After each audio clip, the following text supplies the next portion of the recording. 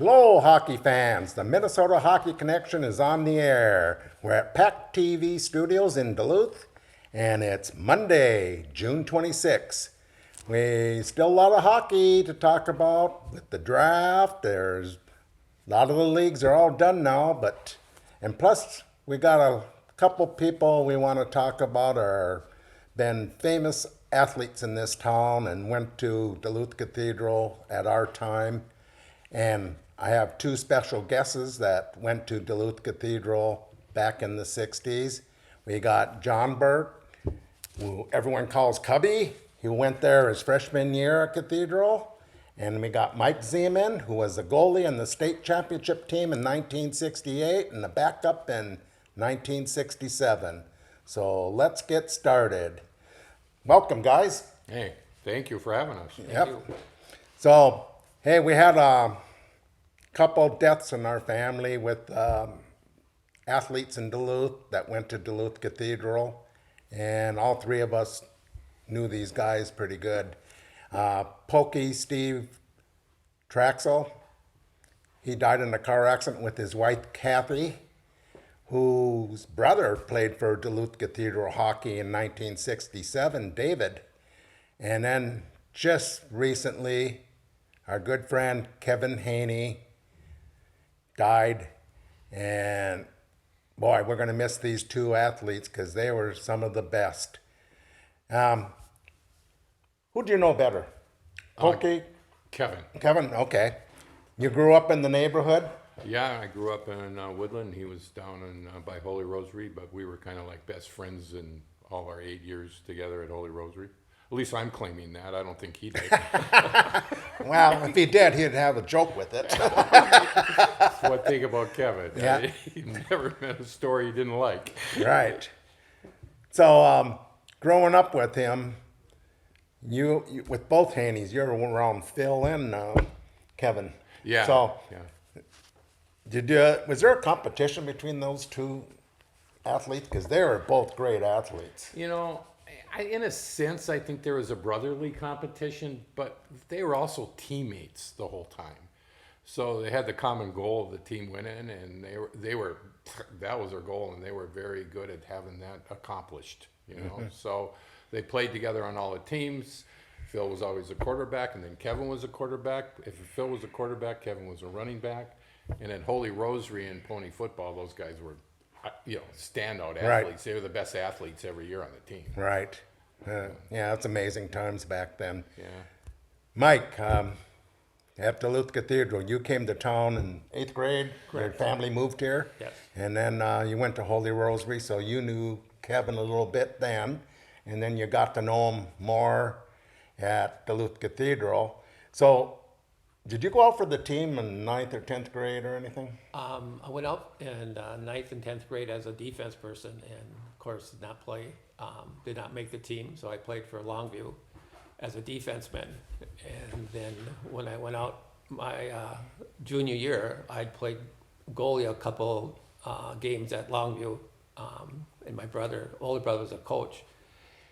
And so my junior year, I went out for defense again, and Del Jello came over and said, "Zeman, come here." And I said, "Yeah." He says, "You want to make the team?" And I said, "Yeah, I sure would." He says, "You better go out for goalie because you're not going to make it as a defenseman." So that's how I became a goalie.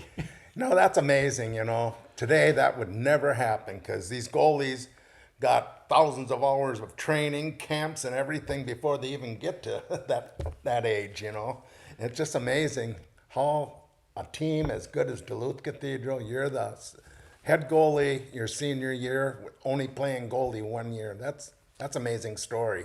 So, you got any stories about Pokey or Kevin that you can tell back in high school? Well, my junior year, being a rookie in more ways than one, Pokey especially at the beginning would say, "Okay, we're gonna teach you how to stop this puck." So he would line up on the blue line in many different spots and do slap shots at me and stuff, and so then he'd get closer and closer, and then finally I said, "Okay, Pokey, you got a great shot, but I'd like you to stay outside the red circle when you do your slap shot." So he would get inside the red circle and line up for one, and I'm probably flinching a little bit. Then he does his normal shot, which is probably just as hard as a slap shot, and of course he would hit the pipe and score. So that's one of the teaching moments that my first year as a junior, and how he would, take his skills and try to enhance my skills, because back in those days there was no goalie coaches at all, and if it wasn't for the players, you were just kind of had to flounder on your own. Yeah, it's got to be amazing. You're on junior year, you're basically on the bench watching the game, but you had the best seat in the house with probably one of the best teams that ever came out of Duluth in high school. And then the next year, you're in the net and watching the whole game, just different. That's got to be an amazing experience. It definitely was. It was a thrill of my life, and I had with Kevin and Pokey, they were very good teachers on their own about how to improve players, and in my case, me as well. And so I was very lucky to be on that team and play as well as I did, and I have to give my teammates credit for that. They really helped me along. Yeah. You got any stories with Pokey? To me, he was a little shitster back when he was young, and I don't know if he ever changed really, because but he was a funny guy. Yeah, he was like Pokey. That look he had, if he got you in his crosshairs, the whole world was his dartboard. in a great way, he was awesome that way. I got to know him better as we went on. He would always come out to Las Vegas and follow us around when I was caddying on the tour. But when he was younger, I would play at Glen Avon, and unfortunately, there were some great athletes at Glen Avon, but we always had to play against Lower Chester and Longview, right? Yeah. That meant we were playing against Pokey and Larry, and Right. we were playing against Phil and Kevin, right? Right. So we were always third best. But I remember in Pony League football playing against Pokey in a championship game. I was a senior. I think he was in 7th grade. He was a year younger. And it was a goal line stand, and I was opposite Timmy Walsh, who went on to play at St. Cloud State. I was an interior lineman. And I remember beating him off the block, which really wasn't that difficult. And then Pokey ran me over like a freight train. And I think it took me about 10 minutes to get my wits again. But he was such a talented athlete. Back then we played 3 sports. We all played hockey, football, and baseball. And every single one of them, we'd have to go against them, and you had no chance. Yeah. I remember Pokey at St. Anthony's, where I'm in the 7th grade, and he's in the 6th grade, and I'm a receiver. And that guy had to be one of the best athletes that ever came out of our city. I'm telling you, at 6th grade, he could throw that football 70 yards. And at the same time, at that age, he brought the only team from Duluth to the Williamsport for the World Series. And that the rules were different, where a pitcher can only pitch so many pitches, and then he has to rest so much time. But if Pokey could have pitched every game, they would have won the World Series, because no one could hit him. He had a curveball at a young age, and with a fastball that was almost impossible to hit. So this guy was amazing. Then you go to hockey, which is the sport I love the most. He had a slap shot from the blue line that I'm telling you, with wood sticks, I bet it was close to 90 miles an hour with a wood stick, and it wouldn't go more than 2 inches off the ice. And you probably know that. You probably got some ankle bruises still. Ankle and kneecaps. But he was amazing. And then Kevin, I didn't know, even though we're in high school together, I didn't really know him that well. We always said hi to each other because we're in different classes. But after high school, he went to Notre Dame. I mean, it's just another amazing story. He was captain of the Notre Dame hockey team. It's just an amazing story where he played for Notre Dame hockey. He coached there at the end of his career because he had some injuries. Then he came back to St. Scholastica and was a coach there. And then I'm pretty sure he was the athletic director there for a couple years. And he hired Randolph to come in and that, and Mike Randolph. And they won a national champion one of those years there. Yep. And then the guy, I know he was in pain, his back always hurt, but anytime you saw him, he's always laughing, trying to tell a joke or making fun of something, you know.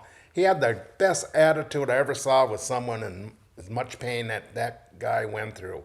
And I want to thank this guy over here, Mike Zeman, as being a really good friend to Kevin and Fran, his wife, of over 50 years, huh? Yep. Yeah, they met in high school. But Mike here, I'm going to thank you because you took Fran and Kevin to doctor's appointments. You were over there helping them out all the time. You were on a Zoom meeting with a lot of the 68 team and friends of the 68 team. Correct. And it's amazing to hear that the good people out there, and you're one of them, Mike. So thank you. Well, thank you. It was a pleasure. My wife and I, did some of the things that Jerry said, and we got to know Kevin on a completely different level, and definitely, he was very generous with his time and with his people. He looked forward to Zooming with his classmates. He could tell a joke. He could tell wonderful hockey stories, hunting stories. He's a great duck hunter. Yeah. So it was a pleasure to get to know Kevin on a different basis. And before you talked about him coaching at Notre Dame, he was even coaching when he was in high school, especially my senior year. If I let in a bad goal, or if I was out of position, or if I was just not paying attention, he would bring it to my attention in a way that I didn't know at first. I had a goal one time scored on me from behind the net, hit my leg and went in. And next thing I know, Kevin's skating around and trying to score from behind the net, and I was wondering what he was doing at first. And a couple practice later, a week later, I'm out of position, and so he's scoring goals on me, and he just said, look at where I am and look where your pipes are, and so he was a teacher back in the old days at a very positive, low-key level, and it took me a while to understand what he was doing, and after that, it really helped. It really helped me pay attention to what I was doing and what the other players were doing at the time. That's nice. Help you coach with that young, But memorial services for Kevin Haney will be this Thursday, and that's the 29th of June, and it'll be at Holy Rosary Catholic Church, and visitation will be at 10 o'clock with Mass at 11. So if you know Kevin and Fran, come and pay your respects on Thursday, June 29th. And then Pokey and Kathy, who died in a horrific car accident out in California, they're going to have a celebration of life on July 13th, and that's going to be at Clyde Iron out there by the Heritage Center, July 13th. And I think it's 2 o'clock. And I'll put that on my Facebook account and put it out there. So it's sad news and great athletes and that. So we're going to go back to your youth now. You're back down in Holy Rosary, and you're going down to Haney's house. I didn't know that Haney's dad had like 10 or 11 brothers or something like that. Yeah, 10 or 11 kids too. Yeah. There's Haney's everywhere. Oh, yeah. Yeah. There is a lot of girls. They had a full pew at Holy Rosary, That was my dad's goal. We only had 6 kids, and we'd go to church, and he'd say, spread out, so we'd take the whole pew.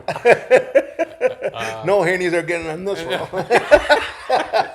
But yeah, we'd go down and, play stickball. And, Yeah. like I said, we played 3 sports back there. So, but we were also sandlot. We played a lot of sandlot, back then. Just all the kids Right, getting we're together. outside. Yeah, we're outside. It's like all the- rink rat here, playing Yeah, baseball and at out the there. rink, We're you're always at the- outside doing something. You're at the rink, and they keep it open for us till 10 at night. Right. And no matter what the that's right. temperature was. There was so many great coaches and older gentlemen that ran those rinks at Longview, Portman, Congdon, Glen Avon, Lower Chester. the Williams brothers, Yeah. Roy Makowski, that there were so many great hockey players that came out of there that went even into the NHL. Tommy Williams, Stan Gilbertson, Mark Heaslip, Stan. Phil Haney, and went to colleges like Kevin and Pokey. Pokey was an unbelievable player, and when he played the pros, he was really good too. So it was just a golden era of Duluth junior hockey.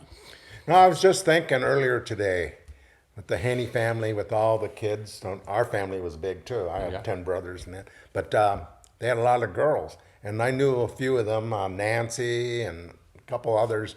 Well, they look like they're athletes too. Just think if they could have played girls sports back then, I bet they would have been top-notch athletes.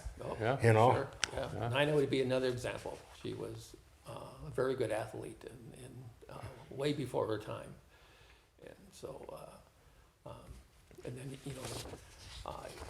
you talked about being able to play a lot of sports, and we had facilities back in those days. We had lots we could go to.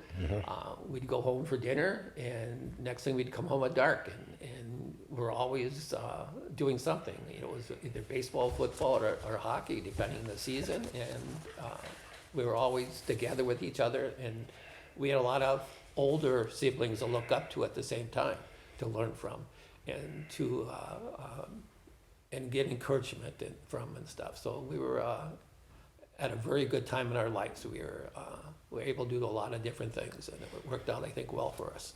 It's amazing when how much you learn more when someone passes, where you start talking about someone. And I didn't know that Kevin was in the insurance business, Northwestern Insurance, I think it was called. Yes. And his grandfather and father Yeah. were in that business. So that's how many? That's 3 generations. That's Right. amazing. I mean, His father and my father used to take the both of us duck hunting, all the time. We'd That's get in how the back Kevin got seat good. and listen to our fathers and laugh. And Kevin got a lot of jokes from those trips. he had a good memory, didn't he? Yeah, ironclad, that man. Yep. I'm still amazed that, I know many times we're together and you can tell he's in pain, his back, something happens, but he would still crack a joke. I mean, that probably saved him. Love to laugh. Yep. Yep, Love to probably laugh. saved him, and being around people that laugh with him and that, He had the best attitude towards life. As hard as life was to him, he was harder to fight and encourage himself and other people to just be so positive and so thankful for what he had in his life and stuff. He was just an amazing person, and it was very humbling for me to face that and wondering if I could ever be like that. You're right. Just be able to fight as hard as he did, and for himself and for his family. He was always very concerned and protective of Fran and stuff, and so he, not only thought about himself, but he thought about others, and he, Right. and he was just a very much a gentleman that way. And we want to thank some more people too. Kevin's, at the nursing home on, was it Diamond Willow? Diamond Willow. But Essentia Health Hospice, the doctors down there that tried to help. I mean, it's a hard work when you have a lot of problems and that, and trying to figure out medications and all that. But they tried their butt off, I know, to try to make his life as easy as possible, painless as possible. But sometimes you just can't do it all, But we got to thank a lot of people, and Fran for. And that's tough on a wife, when you have your own health problems, yet you have to go with this and that and worry about this. So thank God she had a lot of support from friends and family and that. So that thank God for that. Yeah, and the doctors and the nurses that cared for Kevin, he had such a great attitude and was so positive that all those people wanted to help. They knew he had some issues, but the way he handled himself and the way he handled the professionals, staff looking after him, really helped those caregivers to give their skills and talents back to Kevin. Right. Yeah. Amazing. Two athletes there. And one more thing with Pokey and Kathy, they had three beautiful daughters, Lisa, Ali, and Lindsay. And they live out of state, and that's why their celebration of life is not going to be until July 13th at Clyde Iron. But boy, our thoughts and prayers are out for both families, and I wish we can find athletes that we can go back to where it's kind of funny. Today's athletes, they play one sport now if you're good at it. And I wish we can go back to our time. We grew up in a great time where we can play different sports every season and we get different skills and that. But now I can see why a lot of these top-notch athletes nowadays, they get burnt out just playing that one sport. And somehow, I don't know how it's going to change. Well, you know, you go back to Kevin and Pokey, they not only were iconic athletes in both youth sports, high school and collegiate, they were iconic people. They were really good people, and it was an honor to know them both. But that period of time, people didn't specialize in sports or go to camps. Right. Or Especially up here. yeah, and it was just awesome. You just becoming well-rounded, and these guys were great athletes. There's a lot of great athletes that came out of Duluth at that time, for sure. And yeah, they're going to be well missed. You can't replace people like that. Well, I'll say one thing, probably two of the top athletes that ever came out of Duluth Cathedral for sure. And if not Duluth, and the whole state. I agree. I agree 100%. Yeah. I mean, like you say, there's a lot of great athletes that came out of our town. But boy, we're going to miss them big time. Yeah, That's for sure. yeah. Pokey and Kathy, about 10 years ago, they moved to Tucson for the summers and that. Not summers, winters. No one goes to Tucson for this. Maybe Pokey. You don't know what's working in his mind. Yeah, I was. But but he used to had season tickets for UMD and that, and so he'd always come up to me and at UMD games and ask me what's going on with this and this and that and that. And he wanted to know what Randolph's teams, what's going on there, and his nephew came up from St. Louis. Billy's kid played for East and that, and stayed with Larry. And it's kind of, don't you talk to your brothers? I said. Boy, that whole family was so athletic. Yeah. Yeah. So, Well, I'd like and so was Kathy's. Yeah, the Hughes. That's a big family too. Yeah. Mom stayed home and made babies back then, huh? And baked, cooked, cleaned, and did wash clothes. And I don't know before you know, you got your 18-hour day in. I don't know what that war did to the men, but there's no stopping them. You better bring home the bacon. Well, I was going to say something about Pokey. Ole was a great athlete. He was a definitely team player. He would do what was expected of him or what was asked of him. In my junior year, I'm sitting on the bench and listening to the players and the coaches, and one of the things that Dell told Pokey to do when we were playing Railroad against Henry Boucher, he says, Henry can't score. That's your whole job, is just to be in his face, just to make sure that you're tying him up, you're not letting him have the puck. And for those 3 periods, Pokey was able to do that. And there was, Henry was another great player. Right. And that was, and Pokey could pass, he could score, he'd do anything. But his job that day was just to tie him up. And we ended up winning, and we have to give Pokey a lot of credit for that. I think we won 2 years in a row with Yeah. with Henry and that. Another thing you say, Pokey can score. He still holds the record, tied with the record at UMD with 5 goals. They moved him up on forward, and I was at that game. So happened, and damn, okay. Why are they? I mean, he had the best shot out on the blue line. I remember that. Yep. Yeah. So I don't know that. What are you putting him up and forward for? This guy's a defenseman that with that slap shot. You know, I was at but that game too. 5 goals, amazing. Everything. He sat in front of that net, and no one could move him. And talking about scoring, and Kevin could move the puck around well. He could put it between his legs. He could tease people with it, but he'd come down and he looks like he's going to take a shot. He would just take a little move, and he had a wicked backhand. He could score a lot of goals with that backhand shot he had. Yeah. And, Yeah, it's one thing. Both Haneys, Phil and Kevin.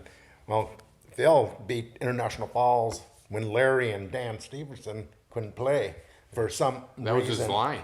Yeah, for Yeah. some reason. And they went in overtime, and he did a backhand like it was like a wrist shot. Yeah. And it was amazing. And then no one left that stadium up in the falls there, or it's Fort Williams, I think they played it in. Because I was up there. I can't remember which rink it was. But no one left the rink. Larry Ross, the coach of International Falls, was crying. Tears are coming to his eye, and everyone, they just, I think it was a 58-game winning streak It was. that they stopped. Yeah, I remember reading about that. Yeah, it was just amazing. And like you say, Kevin and they bend these sticks now, and no one can do it back. And they don't even know how to spell it, I think.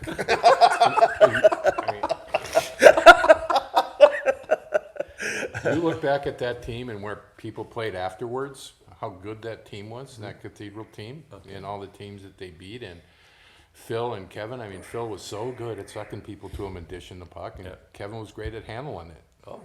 That's and we You get done with Phil and Larry and Danny, and then you got to face Kevin and Yeah. Tommy, Yeah. and the 2 Tommies, and Right. then you got Mike Randolph coming in Right. after that. And Greg Senariki. And that. Yeah, and then you got Mike Zeman in the nets. Okay, folks. If you, But we'll laugh at that. that was a showstopper. Okay, fans. If you want to pay respect, Kevin and Pokey, Kevin's memorial service is this Thursday, June 29th, 10 o'clock visitation at Holy Rosary Catholic Church with Mass at 11. Pokey and Kathy's Traxel's celebration of life is July 13th out at Clyde Iron at 2 p.m. So if you want to know them and had anything to do with these 2 beautiful athletes, please show up and show your respect, because they are great people too.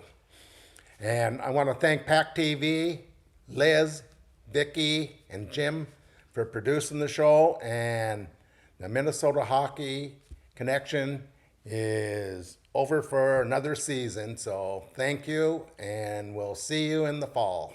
I'd like to thank Jerry for the nice job he's doing. Thank you very much. Thanks, Jerry. Yep, copy.